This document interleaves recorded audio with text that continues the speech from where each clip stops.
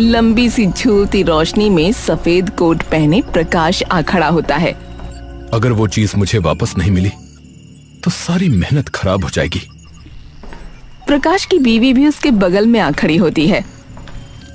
तो अब क्या करेंगे? अगर वो किसी गलत हाथ लगी तो आपको पता है ना कितनी बड़ी दिक्कत खड़ी हो जाएगी। मैं जानता हूँ।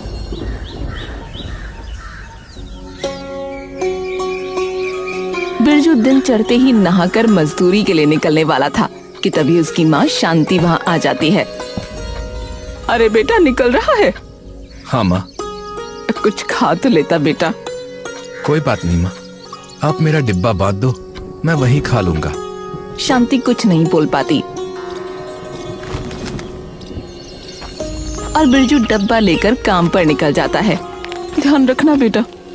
बिरजू पीछे की ओर मुड़ता है और फीकी सी मुस्कान के साथ जवाब देता है, जी माँ। शांति मन में आंसुओं का तूफान दबाए वापस अंदर चली जाती है और सर झुकाकर अपनी चारपाई पर बैठ जाती है। तभी शांति की देवरानी वहाँ आ जाती है। शांति, क्या हो गया? ऐसा मुंह बना के क्यों बैठी है? शांति शीला की तरफ देखती है लेकिन बिना कुछ कहे वापस अपना सर झुका लेती है। शीला शांति के पास आकर बैठ जाती है। क्या हुआ? अब ऐसे उदास क्यों बैठी है? शीला बस इतना ही बोलती है कि तभी शांति की आंखों से आंसू बहने लगते हैं।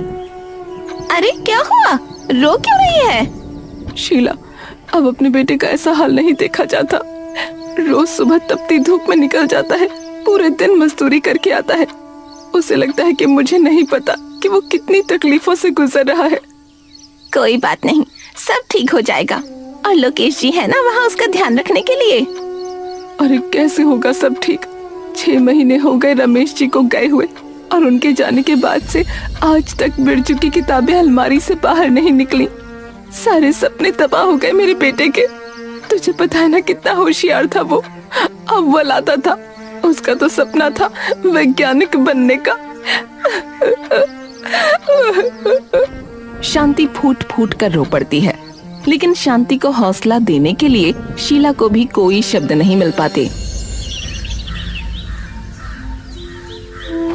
बिरजू उस भरी धूप में सिर पर उन भारी पत्थरों का बोझ लिए आ रहा होता है कि तभी पीछे से ठेकेदार की आवाज आती है। अरे जल्दी जल्दी पत्थर पहुंचाओ, रोलर आने वाला है, उससे पहले रास्ता भरना पड़ेगा। बिरजू जल्दी जल्दी चलने लगता है